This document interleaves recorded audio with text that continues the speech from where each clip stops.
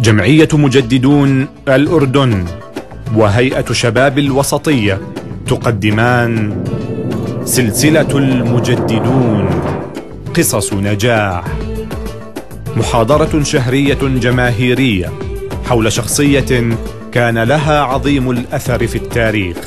تابعونا شهريا لتعرفوا أكثر عبر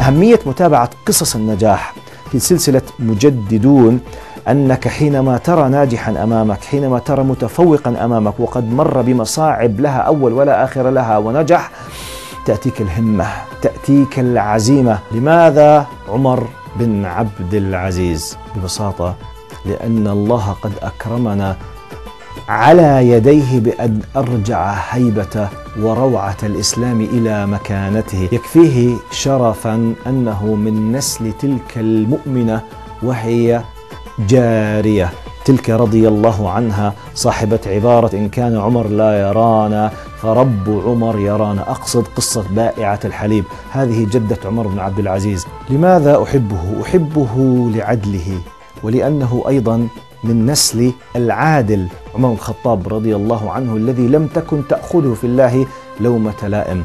أعظم ما في شخصيته جرأته في الحق وعدله، وهؤلاء هم من أعظم تلاميذ محمد صلى الله عليه وسلم. لذلك متابعة قصص نجاحهم أمر في غاية الأهمية، وأن تكون هذه القصص قصص النجاح في سلسلة مجددون سببا دافعا لنا أن نكون ولو على شيء من سلوك هؤلاء، مما سيعينني بإذن الله ويعينكم إخواني وأخواتي فعلا على أن تتجدد حياتنا وأن ندخل بإذن الله في منطقة النجاح ونصل إلى النجاح في الدنيا والآخرة، اللهم آمين.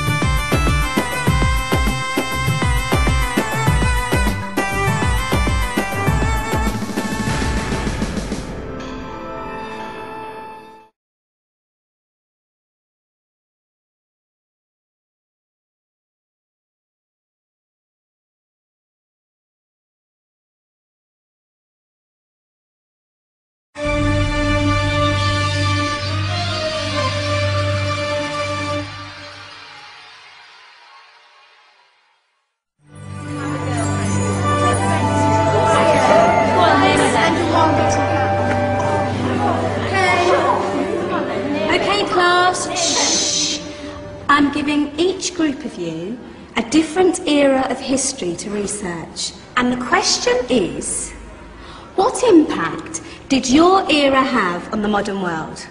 So Sarah, your group has the ancient Greeks. Ravi, you've got the Romans. And Danny's group gets, yes, a bit of a challenge for you. You get the Middle Ages.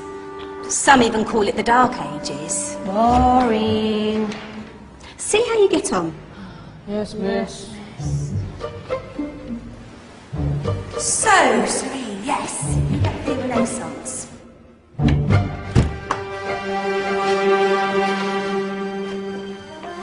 Is that the librarian?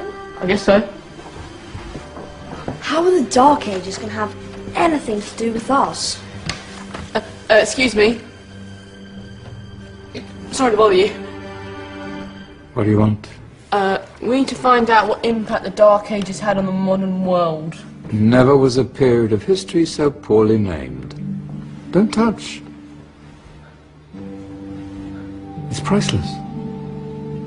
And I suppose someone's been filling your head with the usual nonsense, eh? 1,000 wasted years. A black hole in history, am I right? Yeah, sort of. You see, it's always the same.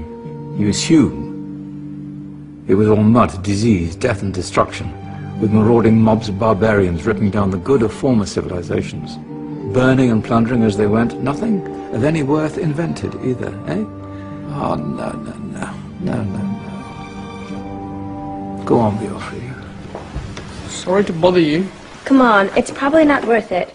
Everyone knows that the Greeks and Romans invented everything anyway. Oh, did they now? And you're sure about that, are you? You know, I might just have something for you. You seem to be up to the task.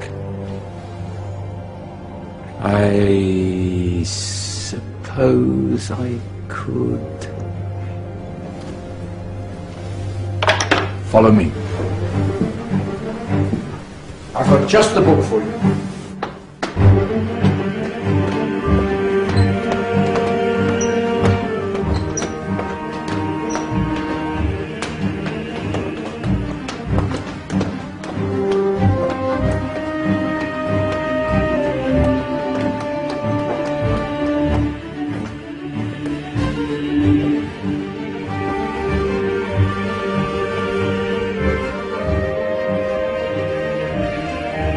Where are we going?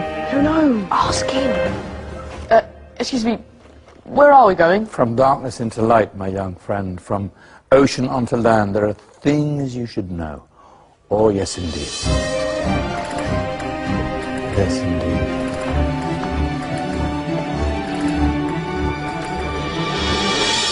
Now, I know I left it around here somewhere.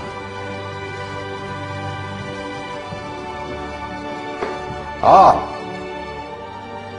Here it is. Now, take a look. If you dare.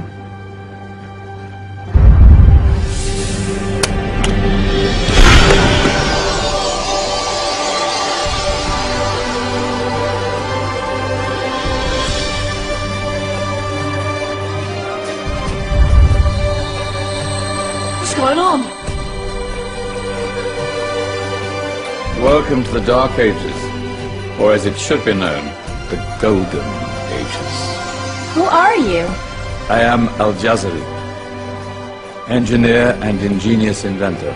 I thought you said this was the Dark Ages. It doesn't look very... dark. That's because it's all a matter of perspective, my soon-to-be illuminated friend. Of course, there are parts of the world that weren't dark at all, but in a civilization that stretched from Spain to China, the golden rays of discovery and invention shone over everything. What civilization? The Muslim civilization, my young friend. Through scholars and scientists of various faiths, some of the most important discoveries known to man were made at this time. Discoveries that drew on knowledge of the ancients, but have more connections with your modern world than you could possibly ever imagine. Like what? Well, all sorts of things. I've got to get a picture of this. I knew it was a good idea. Who are you? Allow me to introduce Ibn al-Haytham, a great scientist whose ideas led to the invention of the camera. You invented the camera? I laid the foundations for modern cameras by explaining how our eyes work. I found a way of projecting an image onto another surface through a small hole in a dark room, later called camera obscura. Think of all the things that evolved from this discovery. Cameras, cinema, all share the same principle. Cool. Look out below! Who's that? That's my good friend, Abbas ibn Farnas, who gazed up to the heavens, passionate in his belief that man could fly. Whoa.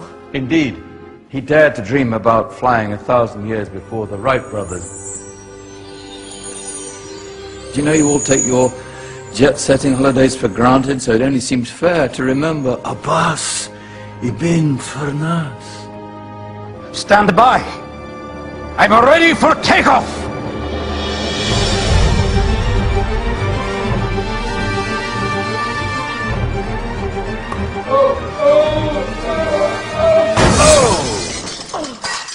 You did forget one thing, though. A tail, useful for landing. Ah, my back. Is there a doctor in the house? Did someone call? Ah, my old friend, why don't you introduce yourself to my young guests? I am Abul Qasim al-Zahrawi. Many call me the father of surgery. Did you actually do surgery back then? Of course we did. In fact, many of the surgical tools that I invented are still used in your modern hospitals. Excuse me, a patient needs my attention. Scalpel? I think I may need some stitches. In that case, I'll use catgut. Catgut? From the gut of animals. Perfect for stitching up internal wounds. Your surgeons are still using it today. Sorry, mustache.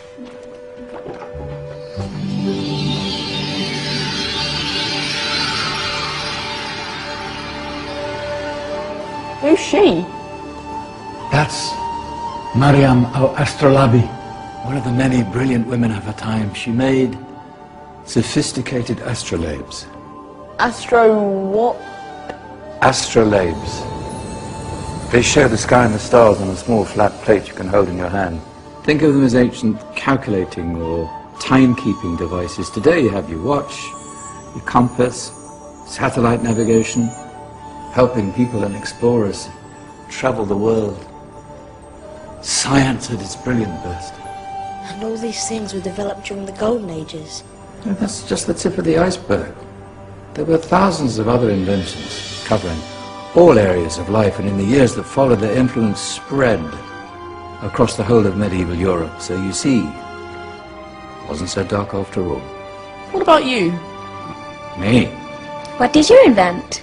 Well, I don't want to be big-headed, but I made some groundbreaking advances in engineering. I suppose my most significant discovery converted rotary motion into linear motion using a crank and connecting rod. It's essential in pumps and engines. In fact, I've no idea how the Industrial Revolution could have happened hundreds of years later without such a device. Not that I ever get the credit I deserve.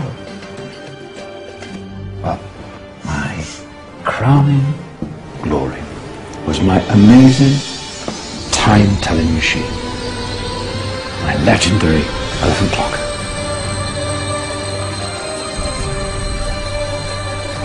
It's a clock. Yes. Dozens of components collected from different cultures around the world. Indian, Greek, Arabian, Egyptian, Chinese. Wow. A United Nations clock. That is pretty cool. Does it actually tell the time? Wow, yes, of course. If it wasn't for me, thousands of people would be late for everything. Speaking of time, we better get you back. And remember, spread the word. This is a golden age, and I've only shown you a tiny part of this wondrous time. There are countless other scientists and inventions directly connected to your modern world. You're just going to have to find out for yourselves. Oh, wait.